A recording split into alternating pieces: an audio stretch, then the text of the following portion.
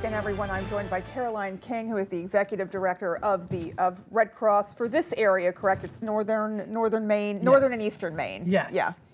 All right. Well, let's get right to it, because I always marvel at the work that the Red Cross does. You know, it seems like they get sent really everywhere, and no exception, they are now on the ground helping out folks in the wake of Hurricane Beryl.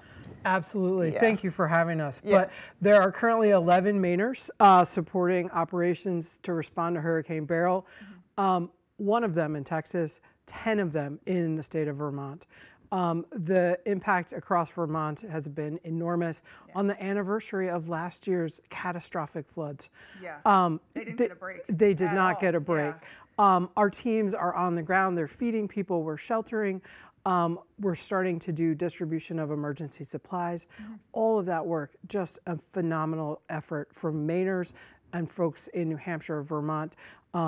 Just incredible work. And, you know, sometimes you feel like it's almost the only comfort that people in those situations have when they see their fellow human beings coming in from wherever for the sole purpose of helping them out and supporting them. So, you know, insofar as you've spoken with folks who do this kind of work, what's the type of feedback you get from people who are just at this horrible low point and then they see, you know, strangers coming to help them?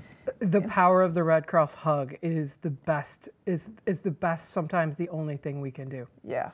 Sometimes a hug works. Yes. A lot of times, actually. Yes. All right. So real briefly, if folks want to help out with that effort in the aftermath of these storms in Texas and Vermont, how can folks watching maybe pitch in? We encourage folks, if you're able to make a financial contribution, you can go to redcross.org. Think about it, $5 buys a new blanket for someone who doesn't have anything. That's easy. If you've got time on your hands, we are always open to new volunteers.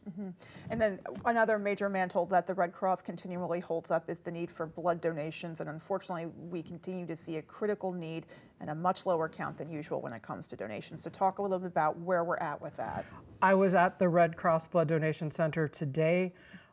We were open and there were hardly anyone coming in. It was so hot and hardly anyone was coming in. We encourage everyone, if you're eligible, you're able, please make an appointment, come in and give blood. Because you get to a point where you can't take for granted that if you go to the hospital or a loved one goes to the hospital, it's not magic. The blood supply doesn't get there by magic. That comes from donors. It comes from another person who gave an hour of their time, showed up at a blood drive.